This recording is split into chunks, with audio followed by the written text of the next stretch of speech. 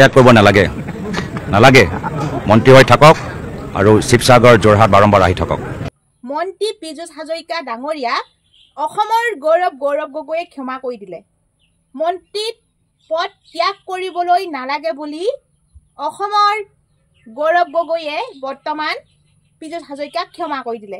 মই আপোনালোকক ভিডিঅ' ক্লিপৰ সৈতে দেখাম, আপোনালোকে ভিডিঅ' ক্লিপটো চাই লওক। দুটাই চিট জিকিছো নেকি? যোৰহাটটো কোৱা নাই, তেখেতে কৈছে যোৰহাটত আমি আগৰ পৰা ভাল ফলাফল নকৰোঁ, তেনেকৈ কৈছে নেকি? কৈছে যোৰহাটত আমি আগৰ পৰাই ভাল ফলাফল নকৰোঁ, কিন্তু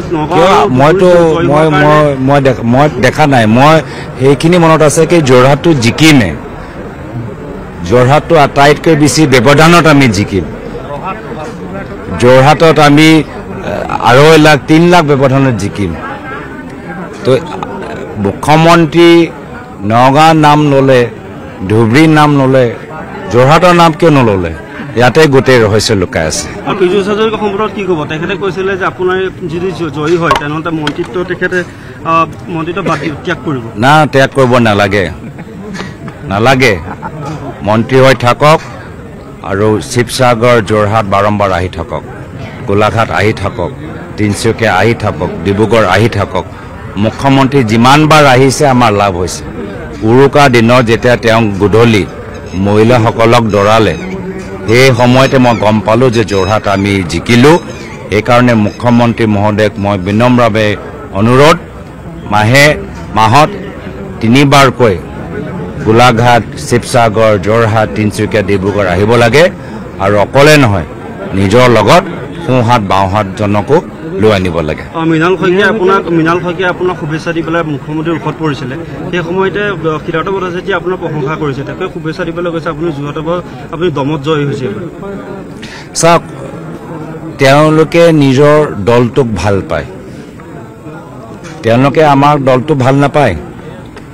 তেওঁলোকে আমাৰ দলৰ উত্থান নিবিচাৰে, তেওঁলোকে নিজৰ বিজেপি দলটোক ভাল পায় আৰু নিজৰ বিজেপি দলৰ অৱস্থা চাই শংকিত আৰু নিজৰ দলক পৰামৰ্শ দিবলৈ বিচাৰে।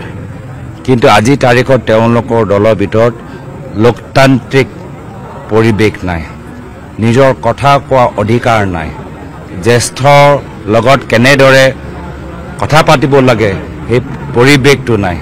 গোটেই পৰম্পৰা, বিজেপি দলৰ যি পৰম্পৰা আছে তেওঁলোকে হেৰাই পেলাইছে। মই বাহিৰত থাকি এইখিনিয়ে কথা অনুভৱ কৰিছোঁ। শুভেচ্ছাটো অপৰাধ নেকি? কিয় অপৰাধ?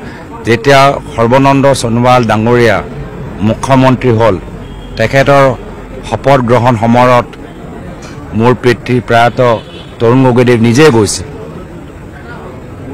তো সেইটো অপৰাধ কৰিলে নেকি?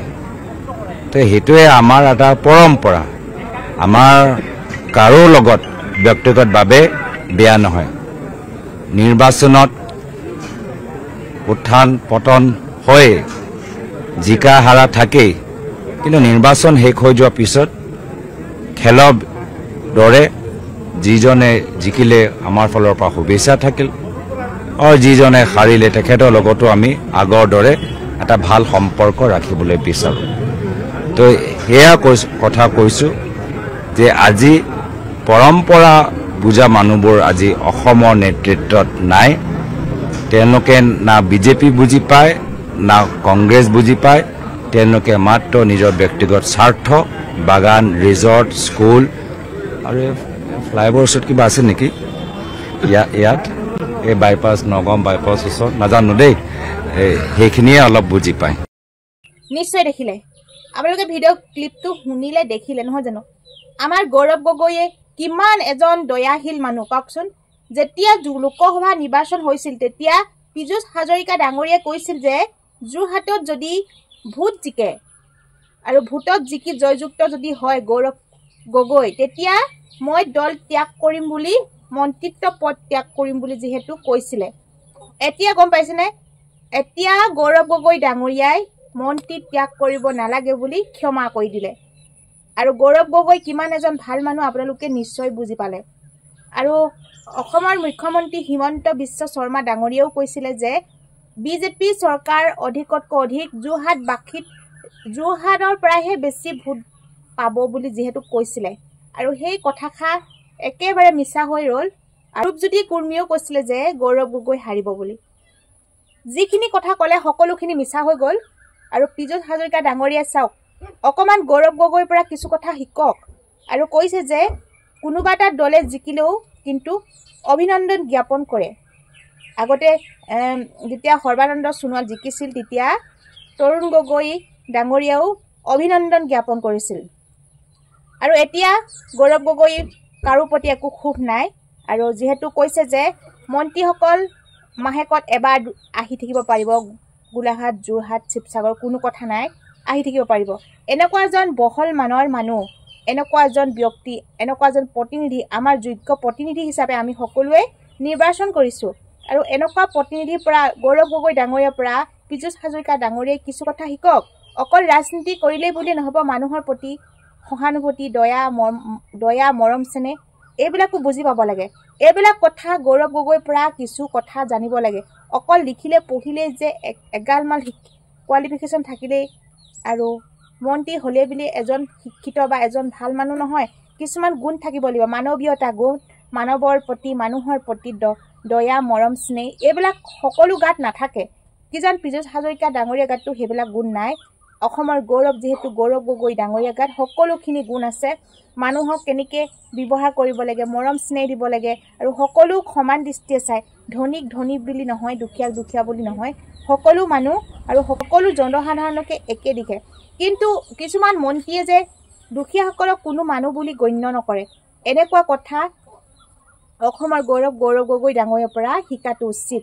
আৰু পীযুষ হাজৰিকা ডাঙৰীয়াক আৰু যিহেতু এটা কথা ক'বলৈ মন যায়, যিহেতু আপুনি কথা দি কথা ৰাখিব নোৱাৰিলে, আৰু চাওক আপোনাৰ কথা দিছিল যদিও গৌৰৱ গগৈ ডাঙৰীয়াই এৰিব নালাগে বুলি আপোনাক ক্ষমা কৰি দিলে। চাবলৈ গ'লে আপুনি গৌৰৱ গগৈ ডাঙৰীয়াৰ ওচৰত আহিবহে লাগিছিল, কাৰণ আপুনি কৈছিলে নহয় জানো যে আপুনি জিকিলে মানে দল ত্যাগ কৰিম বুলি, এতিয়া নালাগে বুলি কৈ দিলে। কিমান এজন বহল মনৰ মানুহ, আমি কিমান এজন ভাল প্ৰতিনিধি আমি নিৰ্বাচন কৰিছোঁ, আপুনি নিজে চাওক। আৰু মইনো কি ক'ম, আৰু সকলোৱে যিহেতু গৌৰৱ গগৈ ডাঙৰীয়াক সকলোৱে ভাল পায়, সকলোৱে নিৰ্বাচন কৰিছে। আমাৰ অসমত যিহেতু গৌৰৱ, আৰু আহিবলগীয়া যিখিনি দিন, সেই দিনখিনি যাতে আমাৰ যিখিনি আমি পাবলগীয়া, যিখিনি আমাৰ উন্নয়নৰ নামত যিখিনি কৰিবলগীয়া কাম অতি শীঘ্ৰে হাতত লওক। আৰু আমাৰ জনসাধাৰণৰ হিতাৰ্থে আপুনি ভাল কাম কৰক। আৰু সকলোৱে আপোনাক আদৰিছে, সকলোৱে আপোনাক নিৰ্বাচন কৰিছে। আমাৰ উঠি অহা প্ৰজন্ম ভৱিষ্যতৰ কাৰণে নিবনুৱা সমস্যা দূৰ হ'ব লাগে, আৰু মূল্যবৃদ্ধি হ্ৰাস হ'ব লাগে। বহুত আমাৰ ৰৈ যোৱা কাম, আধৰুৱা হৈ যোৱা সেই কামখিনি আপুনি হাতত ল'ব লাগে, তাৰে আমি কামনা কৰোঁ। আৰু আপোনাক আকৌ অভিনন্দন জ্ঞাপন কৰিলোঁ। আপুনি যি মনে ভাবিছে, যিখিনি আমাৰ অসমৰ উন্নতি হকে কাম কৰিম বুলি ভাবিছে, আপোনাৰ গোটেই কামখিনি যাতে আপোনাৰ সপোনখিনি বাস্তৱত পৰিণত হওক, তাৰে কামনা কৰিছোঁ। আৰু আমাৰ ক'বলগীয়া আৰু একো নায়েই। আৰু যিহেতু আপুনি সকলো জানে কি কি কৰিব লাগে, কি কি নকৰিব লাগে, আৰু আমাৰ শাসনাধীন চৰকাৰৰ পৰা আমি কি পাইছিলোঁ, কি নাই পোৱা, সকলো জনসাধাৰণে গম পায়। যিহেতু সেইকাৰণে আমি সকলোৱে আপোনাক নিৰ্বাচন কৰিছোঁ। আৰু থকা দিনবিলাক আমাৰ সকলো জনসাধাৰণৰ কাৰণে সুখ হওক, মংগল হওক, আৰু মূল্যবৃদ্ধি হ্ৰাস কৰক, তাৰে কামনা কৰিছোঁ। বহুত দুখীয়া মানুহে আপোনাক নিৰ্বাচন কৰিছে, কিবা এটা পাম বুলি, কিবা এটা আশাত। আপুনি সেই দুখীয়া মানুহসকলক দয়া কৰক, আৰু আমাৰ আধৰুৱা কামখিনি পূৰণ কৰক। আৰু বেছি ভিডিঅ'টো দীঘলীয়া নকৰোঁ। আপোনালোকে যদি কিবা কমেণ্ট কৰিব বিচাৰে, কমেণ্ট বক্স খোলা আছে, আপুনি কমেণ্ট কৰক। এই পীযুষ হাজৰিকা ডাঙৰীয়া আৰু গৌৰৱ গগৈৰ মাজত কি পাৰ্থক্য আছে, তেখেত দুয়োজনৰ মানসিকতা কেনেকুৱা, আপোনালোকে যদি পাৰে অকণমান বুজাই লিখি দিবচোন, আপোনালোকে কাৰ কি মানসিকতা। মই আৰু বেছি ভিডিঅ'টো দীঘলীয়া নকৰোঁ, ইয়াকে কৈছোঁ। আৰু ধন্যবাদ। জয় আই অসম। আজি সকলো দিনটো শুভ হওক, মংগল হওক। ধন্যবাদ।